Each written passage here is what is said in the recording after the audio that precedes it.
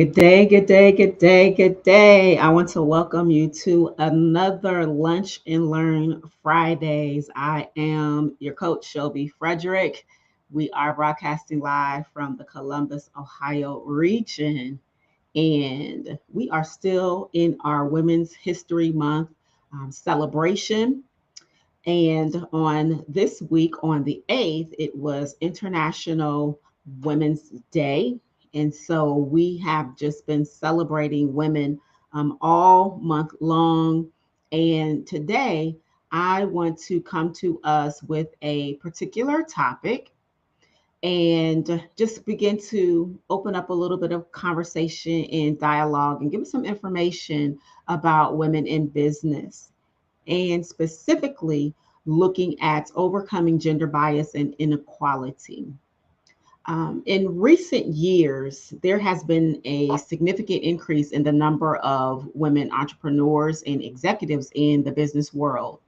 However, we know that women still face a significant amount of challenges when it comes to overcoming gender bias and inequality in the workplace. And so today, I want to explore some of the processes of women in business and provide some tips on how to do this efficiently. And so when we look at and we talk about the process of women in business, it involves several strategies that in different stages that women must navigate in order to succeed in the business world. And some of these stages include breaking barriers, navigating the corporate world, establishing networks, and balancing work and life. Now, when we look at breaking barriers, the first step in the process that women must do is they must overcome the barriers that prevent them from entering the business world, such as the different gender stereotypes and biases that we oftentimes see. When we talk about navigating the corporate world, this includes the complex structures and even the politics of the business world to climb the corporate ladder and to achieve what society says is a success. We also talk about establishing networks. Women must build strong networks to gain access to mentors, sponsors, other professionals that can actually help them to succeed as they are navigating on their journey. Then we also look at balancing work and life. Women must learn to balance their careers with the family responsibilities, their personal interests, and also other obligations that they may have. Now, again, because this is a lunch and learn, I'm not going into deep dive into these, but I'm just giving us some things to consider, and we will definitely come back and have a deeper conversation concerning this. Now, what are some other ways that we are looking at when you take a look at some of the women who have overcome some of the gender bias and inequality and have become what the world defines as successful business leaders? Some of the notable examples would be number one would be Mary Barra, and she is the CEO of General Motors. She was actually the first female CEO of a major global automaker. And she started at GM in 1980 as an intern and worked her way up through the ranks. Another woman that has made a significant impact would be Ursula Burns. Ursula Burns is the former CEO of Xerox and the first African American woman to lead a Fortune 500 company. She joined Xerox in 1980 as a mechanical engineering intern and worked her way up to become CEO in 2009. Another woman worth noting is Indra Nooyi, and she is the former CEO of PepsiCo and one of the most powerful women in business. She joined PepsiCo in 1994 and worked her way up to become CEO in 2006. And under her leadership, PepsiCo's revenue increased significantly. Another notable woman is Jenny Ramity, Jenny Ramity. And she is the former CEO of IBM and the first woman to lead the company. She started with IBM in 1981 and worked her way up through the ranks to become CEO in 2012. And this last one I want to mention is one that we all know, and that would be Oprah Winfrey. Oprah Winfrey is a media mogul and the first African American woman to become a billionaire. She overcame significant adversity in her early life to become one of the most influential women in the world. So, as you can see, these women, among many, many others, have broken through barriers of gender bias and inequality in the workplace to achieve this level of success and also to become role models for future generations of women in business. Now, when we talk about how do we overcome, you know, what are some of the tips on how we can overcome this gender bias and inequality? Number one would be to build a strong support system. Building a strong support system, again, of these mentors, sponsors, professionals is very crucial for women in business because what these individuals provide are the guidance, the supports, and also the advocacy that women need as they are on their journey. Number two would be to continue to develop your skills. Developing skills such as leadership, which we are all about here at the Holistic Leadership Academy. We are talking about communication and negotiation. These are essential skills that are needed for women in business. And these skills can actually help women to navigate the corporate world to achieve success. Number three, we want to address bias. We cannot keep our mouth closed. Addressing bias is critical for women in business because we as women, we must continue to recognize and challenge the biases that we encounter in the workplace and to advocate not only for yourself, but also to advocate for others and those that are coming behind you. Number four is networking. Networking is essential for women in business. So, women should continue to seek out networking opportunities while they are building strong relationships with other professionals in their field. Number five is to create boundaries. Creating boundaries is critical for women in business. Women should set boundaries around work. They should set boundaries around their personal life. This helps us to maintain a healthy balance and also to avoid burnout. When we talk about supporting other women in the workforce, this is another crucial factor for breaking down the barriers of gender bias and inequality. So, what are some modern rules on how we can support other women in the workforce? Number one would be mentorship. Women can serve as mentors to other women by sharing their knowledge, sharing their experiences, and this helps others to achieve their goals.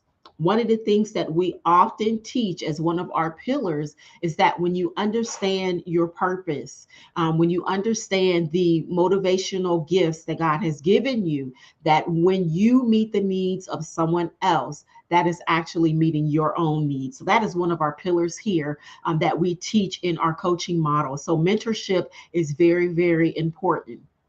Number two would be sponsorships. Women can serve as sponsors, advocating for other women in the workplace, and help to create these opportunities for them to advance. Number three is collaboration. Women can collaborate with other women in the workplace by sharing their ideas and working together to achieve common goals. Number four, recognition. Women can recognize the achievements of other women in the workplace. Celebrate your sister's success. Promote their accomplishments. This is all a part of the support that we all need to continue to build as we are advancing. Number 5 is amplification.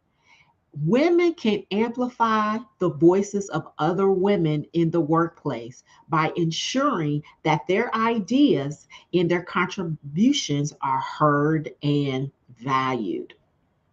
Number 6 is inclusivity.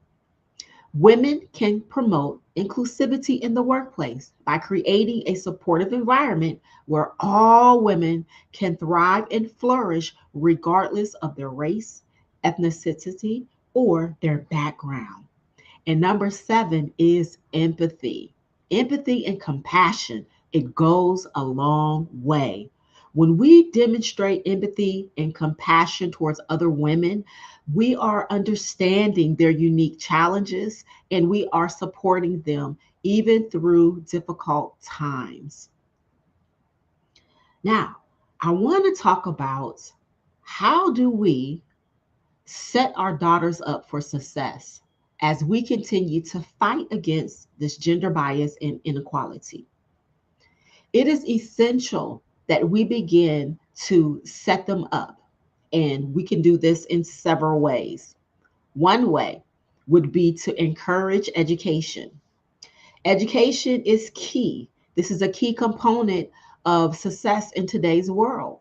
So, as you encourage your daughter to pursue higher education and develop skills in the fields that interest her, you are actually creating more pathways of opportunity in coming against the gender bias and the inequality that she may face. Number 2, promote confidence. Confidence is crucial for success, and it is especially challenging for girls and young women to develop. So we have to continue to encourage our daughters to take risk, speak up, and to advocate for herself. Number 3, teach resilience. Resilience is the ability to bounce back from setbacks and challenges. So, we want to teach our daughters how to develop resilience and how to persevere in the face of adversity. Number 4 would be to foster leadership. Leadership skills are valuable in any field. So we want to encourage our daughters to develop her leadership skills by taking on leadership roles in school, the community, our organizations, and even in our churches. Number 5, support networks. A strong support network is critical for success.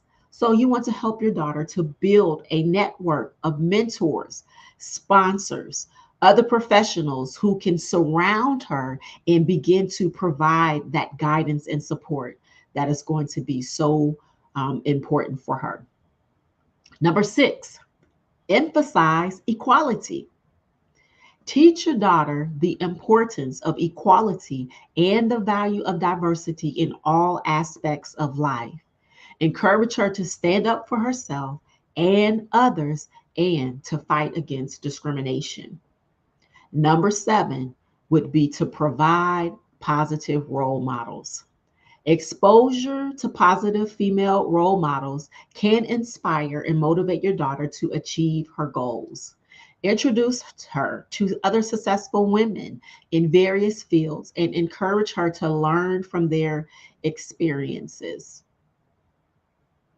Now, I want to end it at this point right here. There's so much more that I could say, but I think that I'm going to end it here. As we continue to fight against this gender bias and inequality, it just becomes very important, for us to deal with even, misconceptions that come up concerning gender bias. Um, it is still a prevalent issue that is in the business world. And when we begin to make these course corrections, we begin to create spaces of opportunities for us to really become better, not just as women, but better as men and better just as humanity, for all humanity's sake. We want to encourage all individuals. All individuals should be given the opportunity to reach their full potential. And so we can't be silent. We have to speak up, and we have to know that our voice matters. So that is our lunch and learn for today. I hope that this has encouraged you, that it has caused a spark within you to be able to consider, your own biases, to also look at how you can be a positive force and a helping and encouragement to another woman that is in the corporate society. All right. So thank you for tuning in to this week's Lunch and Learn. We will be back here on next Friday at 12:15 p.m. Eastern Standard Time. I am Coach Shelby Frederick. Thank you for spending these 15 minutes with me on today. We'll talk to you soon. Catch you on the airwaves. Bye bye.